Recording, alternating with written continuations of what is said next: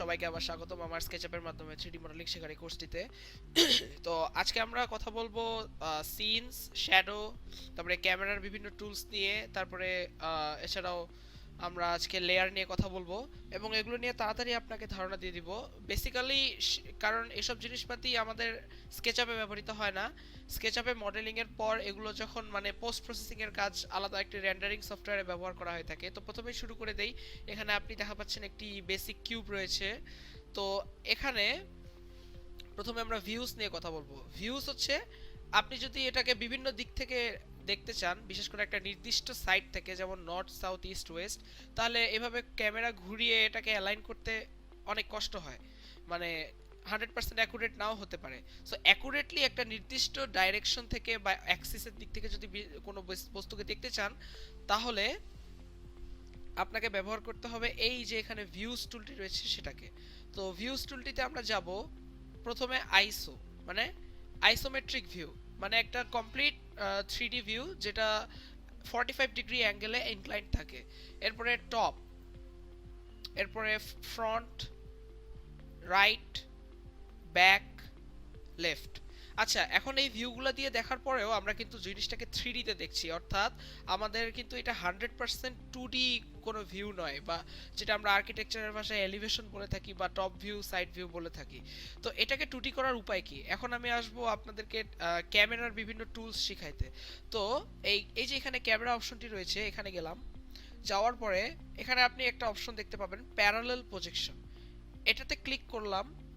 এটাতে ক্লিক করার পর কিন্তু আপনার সম্পূর্ণ 3D ভিউটা একটা 2D প্রজেকশন হিসেবে দেখা যাবে, অর্থাৎ এটা যদিও একটা 3D ভিউ মনে হচ্ছে, এটা কিন্তু আপনার একটা 2D প্রজেকশন, অর্থাৎ একটা বলতে গেলে মানে আধা 3D আর কি একটা ইফেক্ট। তো এখন যদি আপনি এখানে টপ ভিউ থেকে দেখেন, তাহলে কিন্তু আপনার উপর থেকে সবকিছুই ফ্ল্যাট 2D দেখা যাবে, ঠিক যেরকম অটোক্যাডে আপনি দেখেন বা ড্রয়িং সফটওয়্যারে দেখেন। সাইড থেকে দেখলেও কিন্তু সবকিছু flat, back, left.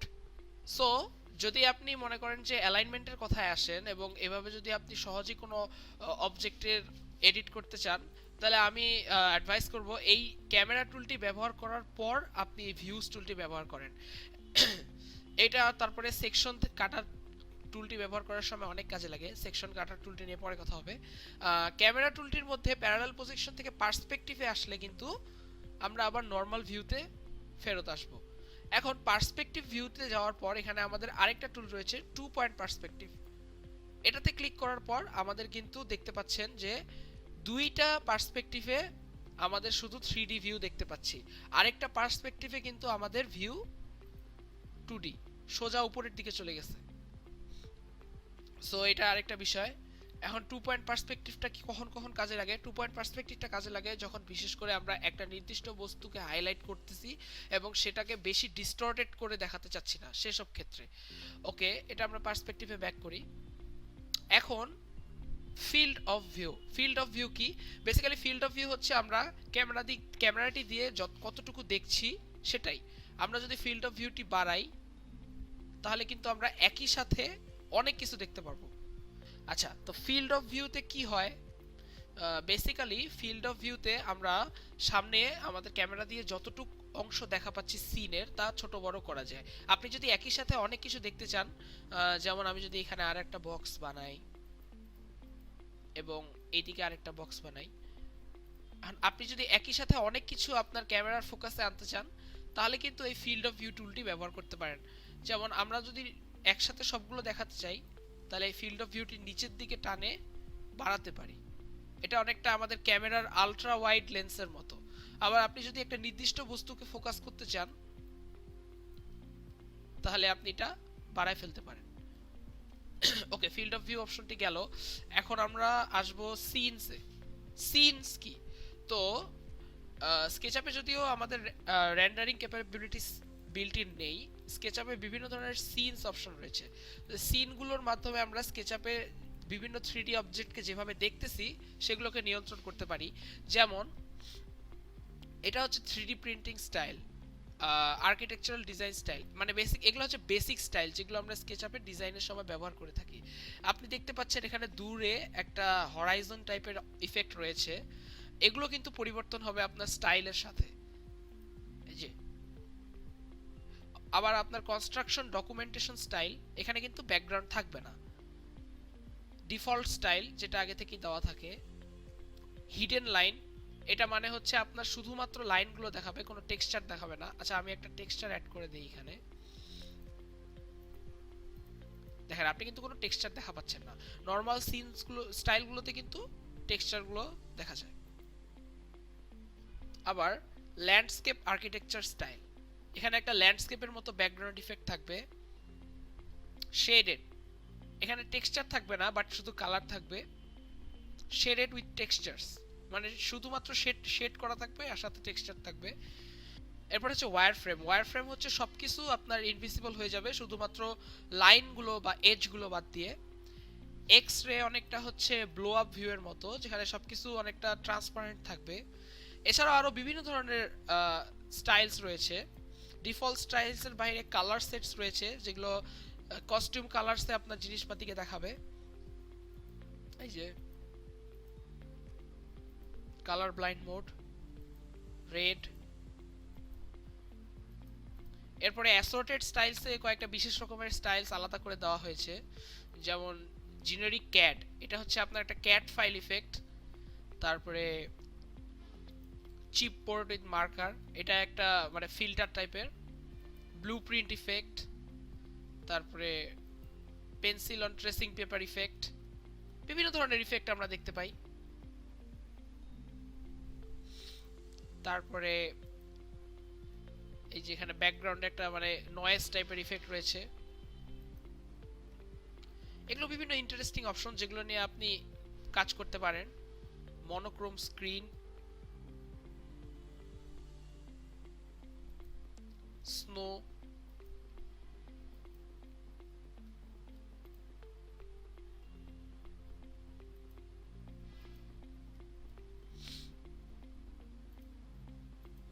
White board. Okay, এখানে আরো বিভিন্ন ধরনের রয়েছে, যেমন ফটো মডেলিং, তারপরে স্কেচি এজেস, অনেক ইন্টারেস্টিং।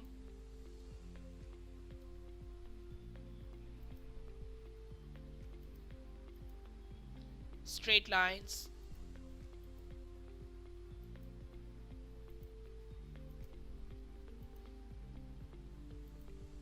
এছাড়া এখানে কম্পিটিশন উইনারের কিছু রয়েছে যেগুলো আপনি ব্যবহার করতে পারেন, মানে এগুলো হচ্ছে স্কেচআপের ফিচার্ড, যেমন এই যে ওয়াটার কালার ইফেক্ট,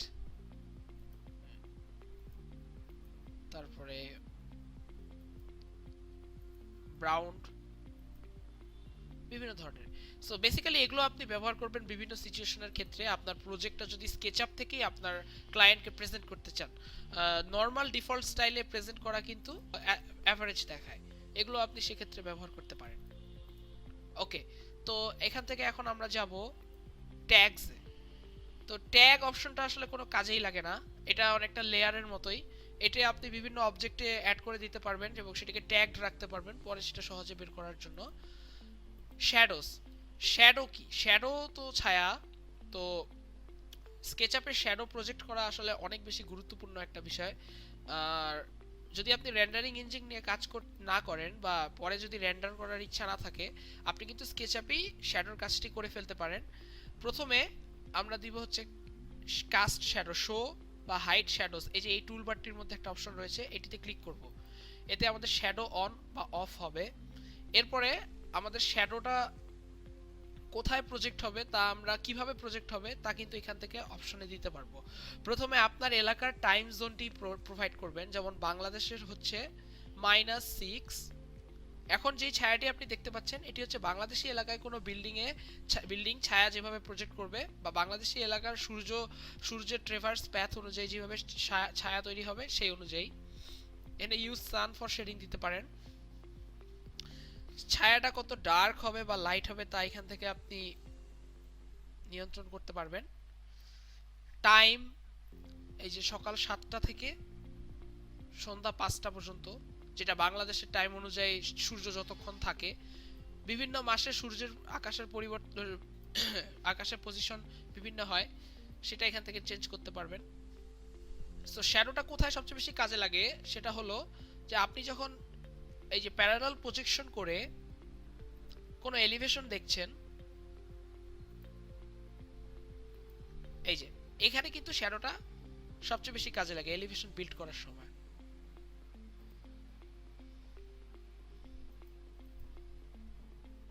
এই যে টপ ভিউতে আমরা দেখতে পাচ্ছি। তো শ্যাডোর অপশনটা গেল। তারপরে হচ্ছে এছাড়াও ভিউজ অপশনে থেকেও আমরা শ্যাডোটা অন করতে পারবো। আবার এখানে একটা ফগ অপশনও রয়েছে যেটি আপনি ব্যবহার করতে পারবেন একটা আর্টিস্টিক ইফেক্ট দেওয়ার জন্য। আর এজ স্টাইলসও চেঞ্জ করতে পারবেন, এই যে এজগুলো হাইড করে দেওয়া যেতে পারে। এটা হচ্ছে আউটপুটের সময়। এবং এখানে আরো বিভিন্ন ধরনের অপশন রয়েছে, যেমন ব্যাক এজেস, যা আপনার পিছনের এজগুলোকে দেখাবে। এগুলো হচ্ছে আপনার এডিটের সময় মানে ভালোই কাজে লাগবে, আপনি খুব সহজেই আপনার পয়েন্টগুলো ধরতে পারবেন। তারপরে হচ্ছে আরো আছে ডেপথ কিউ, মানে জিনিসটা হচ্ছে আপনার অনেকটা পয়েন্টিং এর মতো, যে যেই জিনিসটা দূরে রয়েছে সেটার মানে গাঢ়ত্বটা কম হবে আর কাছেরটা বেশি হবে।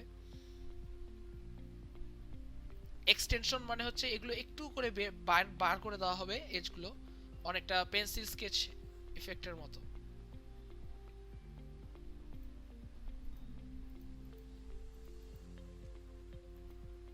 আচ্ছা, এছাড়াও ফেস স্টাইল রয়েছে, এই যে wire frame, hidden line, shaded, monochrome. Component edit রয়েছে, যে hide rest of the model, hide similar components, মানে কম্পোনেন্ট এডিটের সময় আপনি কি দেখবেন। আর তারপর হচ্ছে অ্যানিমেশন। অ্যানিমেশনটার জন্য আসলে আপনার সিন লাগবে। সিন কিভাবে দিবেন? সিন হইলো মানে একটা নির্দিষ্ট ভিউ, মনে করেন আমি এখানে একটা ভিউ আছে, এই ভিউটাকে একটা সিন হিসাবে সেভ রাখবো যাতে পরে এই ভিউতেই আমি ব্যাক আসতে পারি, সেভ করে রাখতে পারি। এইটাই সেভ করে রাখার সিস্টেমটাকে সিনস বলে। তো এই ভিউটাকে একটা সিন হিসাবে আমরা সেভ করার জন্য add scene, save as a new style, এই স্টাইলটাকে আমরা সিনের মানে যেই স্টাইলটা আমরা ব্যবহার করছি এটাও সিনের সাথে যুক্ত হয়ে যাবে, ক্রিয়েট সিন। এখন মনে করেন আমরা যদি ক্যামেরাটা ঘুরাই, তাহলে এরপরে এই সিন ওয়ানে যদি ক্লিক করি, ডাবল ক্লিক, তাহলে কিন্তু সেখানে ব্যাক করবে। আমরা যদি আরেকটা সিন নেই এবং এটা যদি আমাদের সাপোজ 2D ভিউ হয়, টপ ভিউ, এটাকে যদি আমরা সিন 2 করি, এই যে আমরা যদি এখন ক্যামেরাটা সিন 1 এ যাই, এখান থেকে যদি সিন 2 তে যাই, এই যে চলে গেল। তো এখন অ্যানিমেশন অপশনটি আসলে কি করে? অ্যানিমেশন অপশনটি এই যে আমরা যদি পেজ আপ প্লেতে যাই, তাহলে আমাদের একটার পর আরেকটা সিন কিন্তু সিমুলটেনিয়াসলি প্লে করতে থাকবে। তো এটা গেল সিনস এর ব্যাপারটা। তো এখন মোটামুটি তো এটার মাধ্যমে আমরা আজকে শেষ করলাম যে কিভাবে সিনস, শ্যাডোস এবং আরো বিভিন্ন ধরনের ইফেক্টস আমরা ব্যবহার করতে পারি স্কেচআপের মাধ্যমেই বিভিন্ন কাজ শেষ করার জন্য। তো নেক্সট ক্লাসে আমরা আরো অন্য টপিক নিয়ে কথা বলবো।